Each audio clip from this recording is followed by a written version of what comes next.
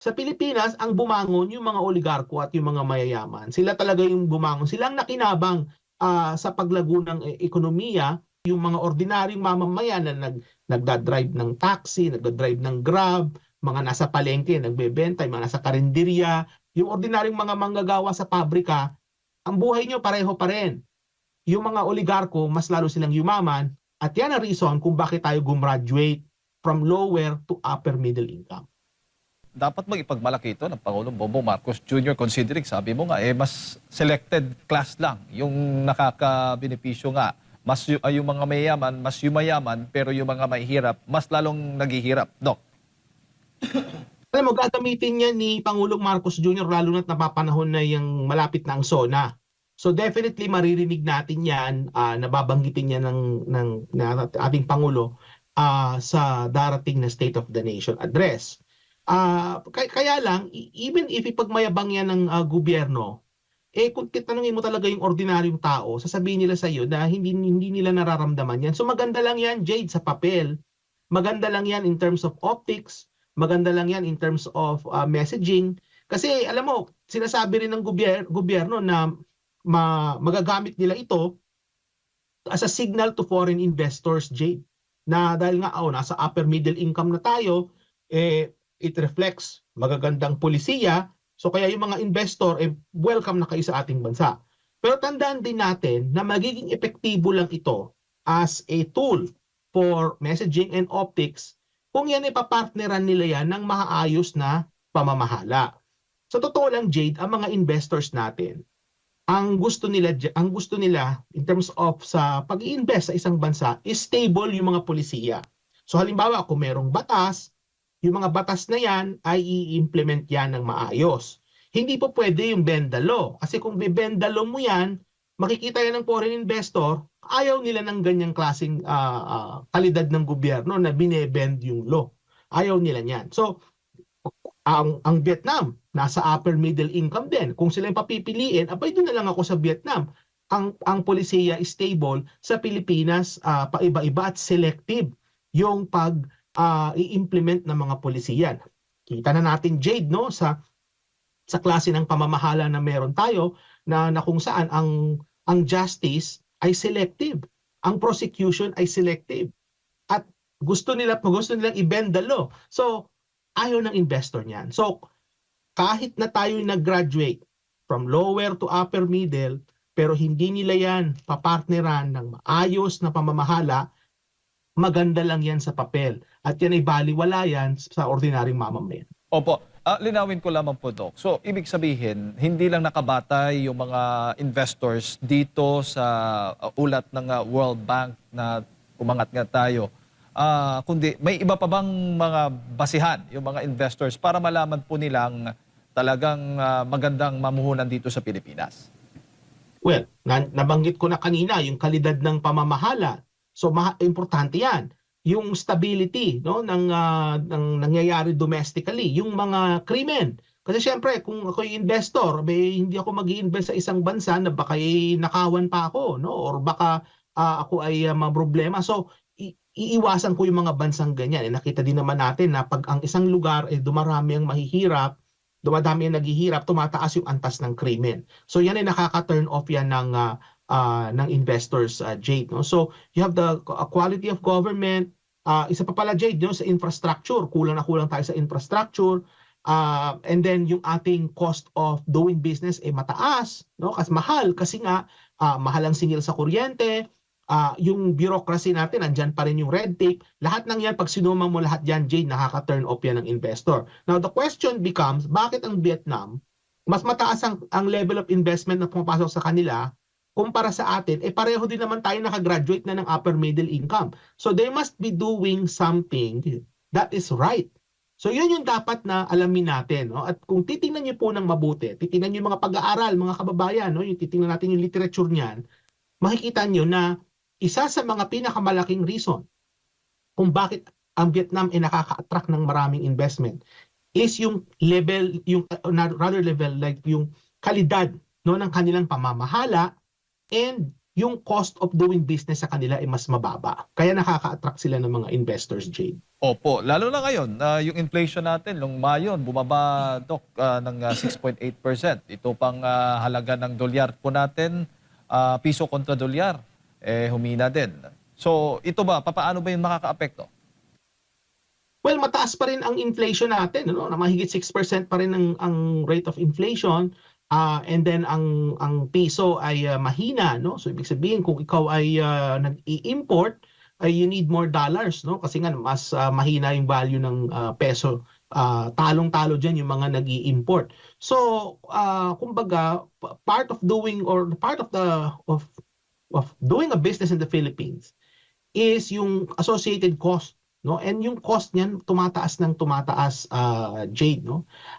Kaya nga ang mga investors sa international, no, yung mga global investors, makikita mo yung level of confidence nila sa Pilipinas as a investment destination mababa, no. Kumbaga hindi ganun sila ka-optimistic at kumbaga kaaya-aya, no, para sa kanila ang mag-invest sa Pilipinas dahil sa mga nangyayari diyan sa ating bansa. So, yung upper middle income na yan, Jade, sa papel lang yan talaga maganda, no?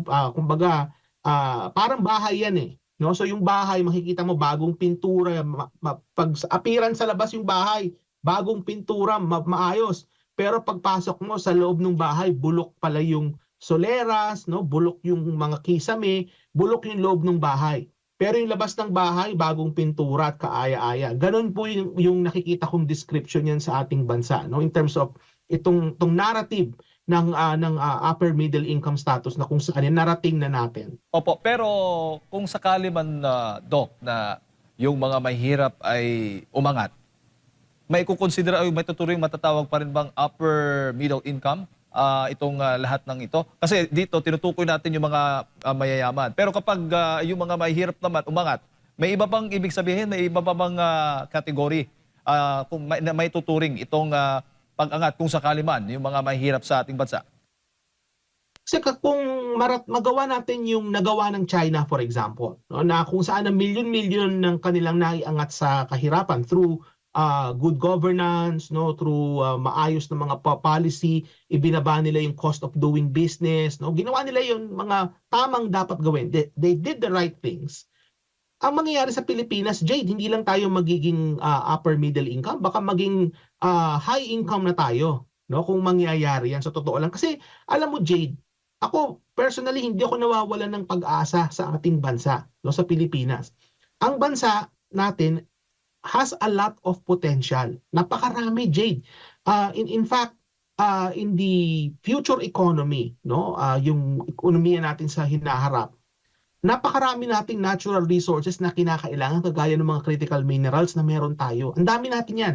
And meron tayong labor force, masipag yung ating mga kababayan, no, educated, maayos yung kanilang pagtatrabaho.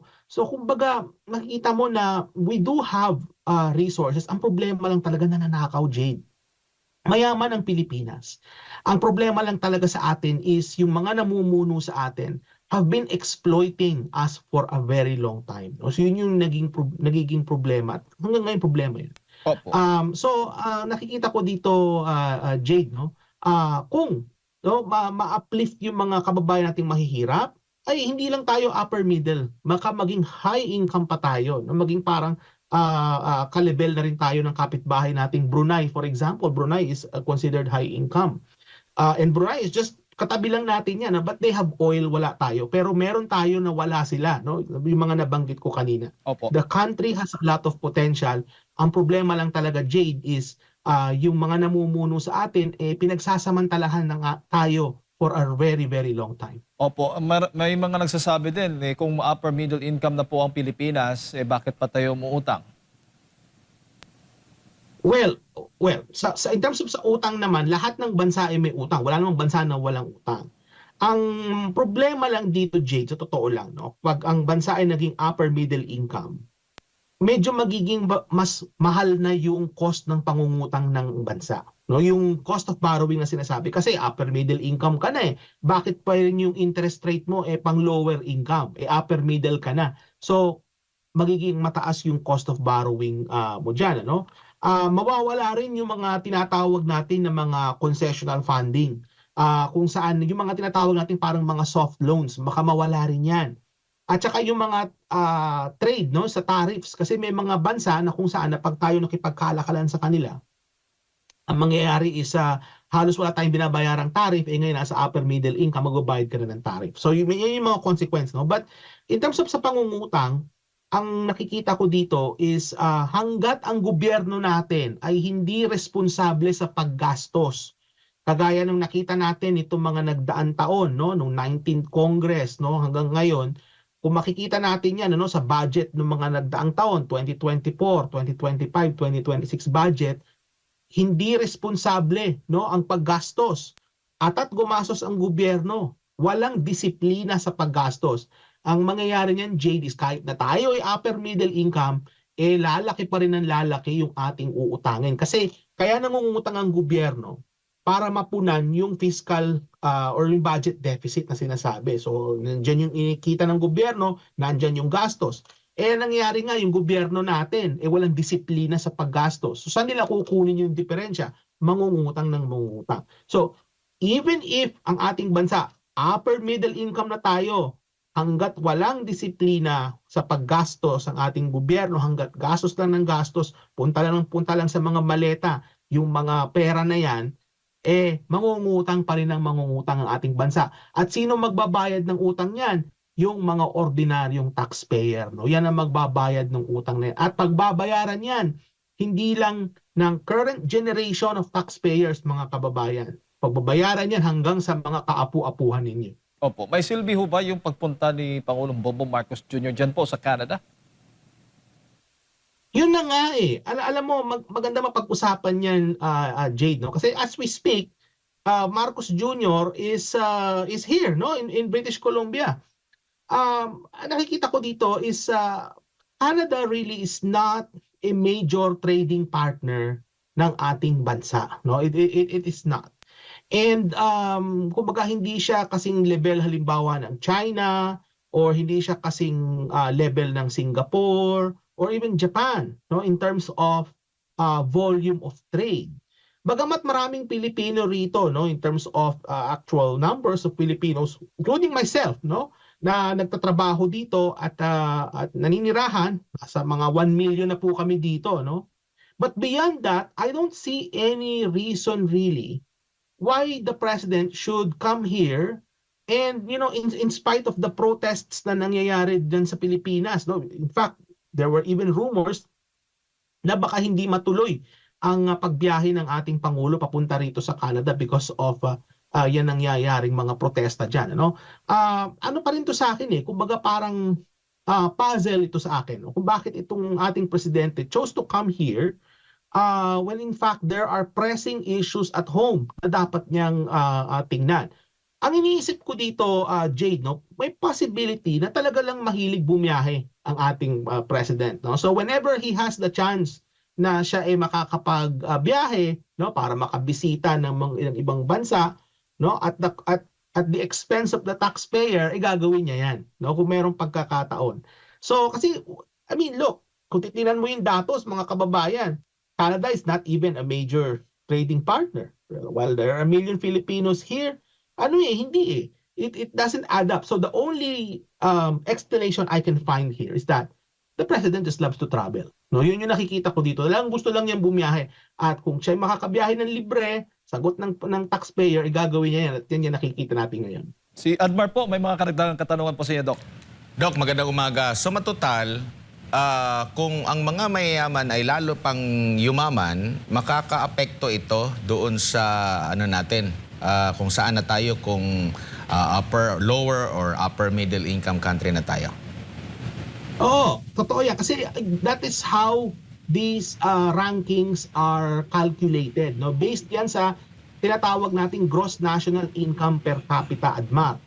Kagaya ng paliwanag ko kanina kay Jade, no? So halimbawa, dalawa lang kami sa Pilipinas. Ako at si Jade. At si Jade ay yumaman. Ako'y hindi yumaman, pareho pa rin. tumaas yung gross national income pero ako mahirap pa rin. So kumbaga ang driver nito, Admar, is yung pag-increase ng value ng mga kumpanya, ng mga negosyo, ng mga oligarko. No? Kasi kung makikita natin, ordinary people, yung ordinaryong Pilipino, no, yung mga mahihirap, lalong naghihirap, yung middle class natin kumokonti, pero umangat tayo into upper middle income. So, anong nangyari? Well, the only explanation here, na simple, para maintindihan ng tao, yung mga mayayaman, mas lalo silang yumaman. At kayo, yung mga ordinaryong mamamayan na nagdadrive ng taxi, nagdadrive ng Grab, mga nasa palengke, nagbebenta, yung mga nasa karinderya, yung ordinaryong mga manggagawa sa pabrika, ang buhay nyo pareho pa rin. Yung mga oligarko, mas lalo silang yumaman, at yan ang reason kung bakit tayo gumraduate from lower to upper middle income. At para sa kaalaman ng ating mga kababayan, hindi ito indikasyon na gumanda ang kalidad ng pamumuhay ng mga Pilipino. No. Kasi ito na lang, Admar, kung titingnan mo ang inflation, mataas pa rin ang presyo ng bilihin. Kung titingnan mo yung underemployment, mataas pa rin ang underemployment natin. No? So kung titingnan mo sa kagutuman, sa hunger, ang dami pa rin kababayan nating nagugutom. And kung ikukumpara mo nga, nabanggit ko to kanina, no? Na kung ikukumpara mo yung parehong bansa na nag-graduate from low to upper middle income, Pilipinas at Vietnam, put them side by side, mas mataas ang antas ng pamumuhay sa Vietnam kaysa sa Pilipinas. And yet, pareho silang upper middle income. So that tells you mga kababayan na yung upper middle income status natin, it has nothing to do with your quality of life. Hindi yan tungkol dyan. Yan classification para sa pangungutang at sa pag-attract ng mga investors. No? Yan classification na that matters a lot to them than to ordinary Filipinos. Kaya yung spin ng gobyerno na kung saan sinasabi nila na tumaas na tayo, no? Naging upper middle income na tayo, hindi ito, sa palagay ko, no, hindi ito epektibo na pamamaraan para maipaliwanag sa tao, no, na gaganda na yung kanilang buhay. Kasi yung mga polisiya na directly affects people, kagaya inflation policies na nakakapaglikha ng maraming trabaho, yun yung kinakailangan tutukan ng ating gobyerno. Itong classification na ito, sa banggit ko nga sa opening kanina, Admar, ito'y sa papel lang maganda. Opo. And nangangahulugan din ba na ito na dumami yung nasa mga middle income na mga families? No. In fact, ang nangyayari pa nga, Admar, is yung mga yung middle class natin na sinasabi, mas lalo silang lumiliit, no? Kasi many of them are driven to poverty. Especially after nung pandemic at nagtuloy-tuloy yan hanggang ngayon, kasi nga yung polisiya ni Marcos Jr. Hindi naman para mapa-improve yung kanilang buhay, no? Yun yung nakikita ko in terms of the policies, hindi geared towards that. So ang nangyayari is yung middle class natin, they're becoming fewer in number and many of them are actually driven to poverty. Kaya kung titingnan mo, no, kukumpara mo yung dami na mahihirap between two countries na both are upper middle income, Vietnam has fewer poor people than the Philippines. And so with China, China is also upper middle income.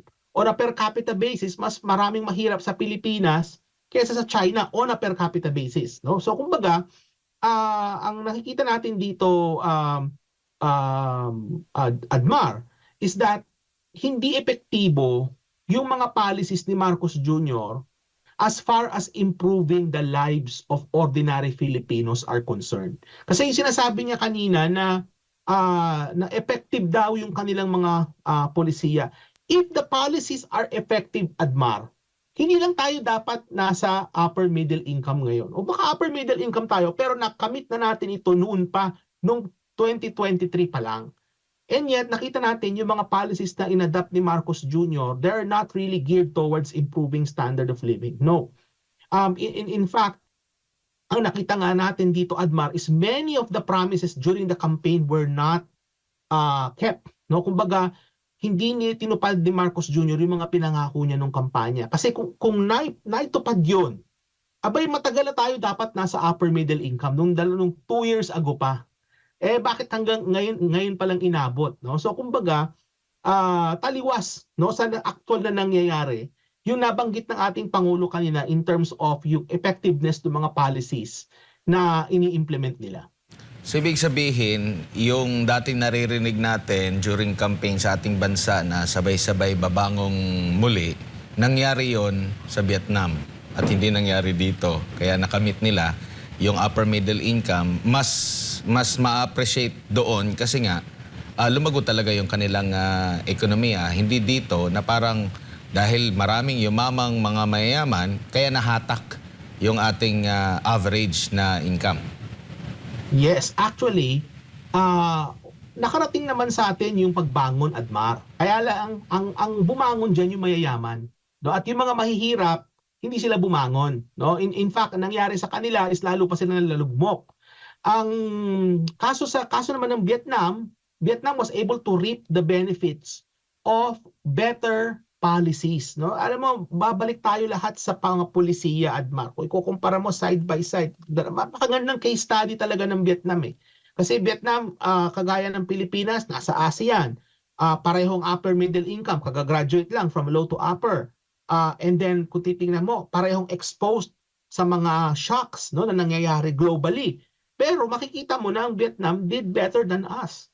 So, what are they doing correctly na hindi natin ginagawa? And kung titingnan nyo, susuriin nyo ng mabuti mga kababayan, makikita nyo sa policy at kalidad ng pamamahala. No? So, in terms of sa pagbangon, Admar, Vietnam really, they really rose up. No? Talagang bumangon sila.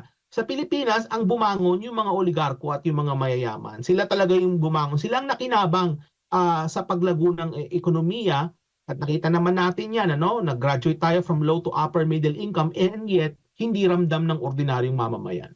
Opo, kasabay natin na lumago yung classification ang Sri Lanka. Kung ihahambing mo yung Sri Lanka at Pilipinas, sino bang mas magandang ekonomiya?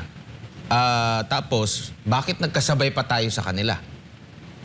Actually, Sri Lanka is a success story, Admar, kasi kung maaalala mo, 3 or 4 years ago, di ba muntika na silang mabangkarote? No? Kung maaalala mo yung storya na yan, kasi sinasabi pa nga ng mga kakamping nung eleksyon na kapag kasi Marcos Jr. daw baka ma-elect, baka maging kagaya tayo ng Vietnam, no? Ang nangyari, hindi nga tayo naging kagaya ng Vietnam, ng Sri Lanka, naging mas worse tayo, no? On that basis kasi kung titingnan niyo ng mabuti mga kababayan, yung pinagmulan ng Sri Lanka mas mababa kaysa sa ating bansa, yung pinagmulan nila. Kasi nga they're in the brink of bankruptcy, insolvency dahil hindi na nila mabayaran yung kanilang mga utang. At ang nangyari sa kanila is kumbaga yung government nila nagkaroon ng parang failure dun sa bansang 'yon. So worse talaga kumpara sa Pilipinas, and yet kasabay nating gumraduate yung Sri Lanka from low to upper middle. So kumbaga, and again, just like Vietnam, they were doing something right na hindi natin ginawa. Kasi ang layo ng pinanggalingan nila, and yet nakahabol sila sa atin. So kumbaga, Admar, kung titingnan mo, in terms of positioning, in terms of where they were coming from, they came from far behind the Philippines, and yet pareho tayo ng kinaratnan ng destinasyon.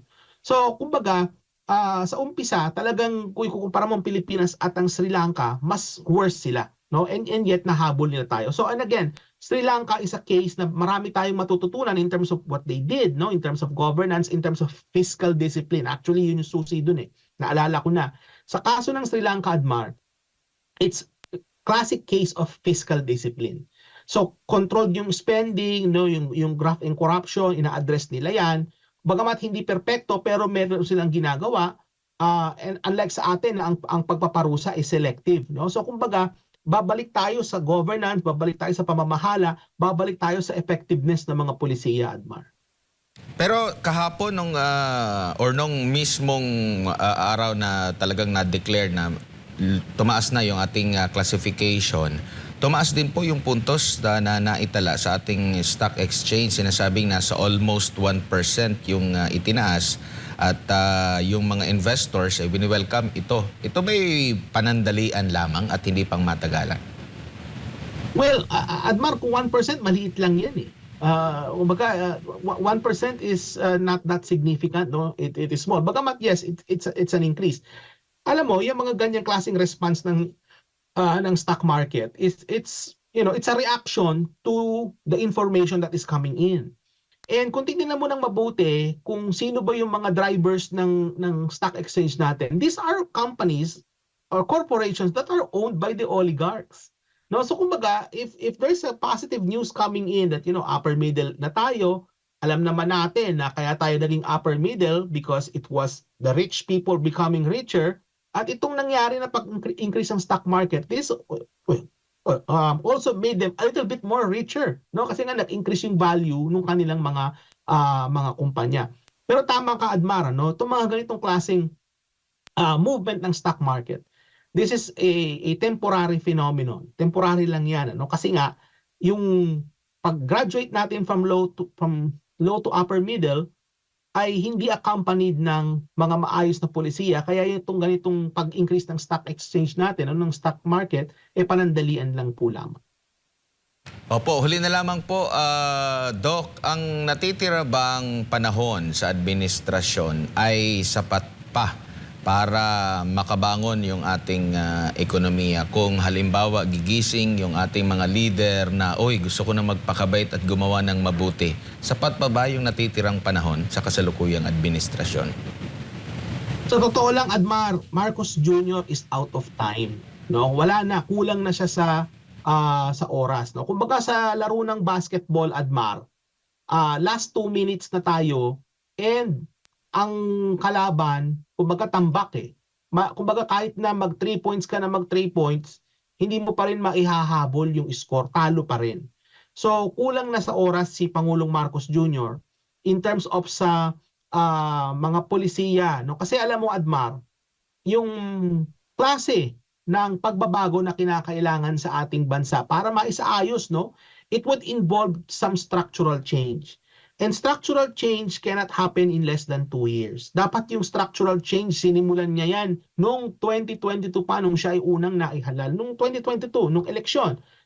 Kasi, kung maaalala natin mga kababayan, ang laki ng mandato na binigay ng mamamayang Pilipino kay Marcos Jr. The Filipino people gave Marcos Jr. the biggest mandate in electoral history of the country. Ang laki ng margin against yung kalaban. Ang laking boto na binigay. Tiwala ng tao. Sinayang po yan ng ating Pangulo. No? Sayang po talaga yung nangyari. Kasi kung nagawa niya yung mga dapat gawin noong 2022, dapat ngayon ay nakikinabang na hindi lang yung mga oligarko, kundi nakikinabang din yung ating mga ordinaryong mamamayan, yung mga middle class natin, at yung mga nasa lower income at yung mga mahihirap. No? Baka yung poverty rates natin hindi na ganyang kataas, no? At yung maraming mga nagugutom hindi na ganyang karami. So kumbaga, Admar, out of time na ang ating Pangulo. Hindi lang siya lame duck, no? Kasi may mga political analysts na sinasabi ng ating Pangulo ay lame duck.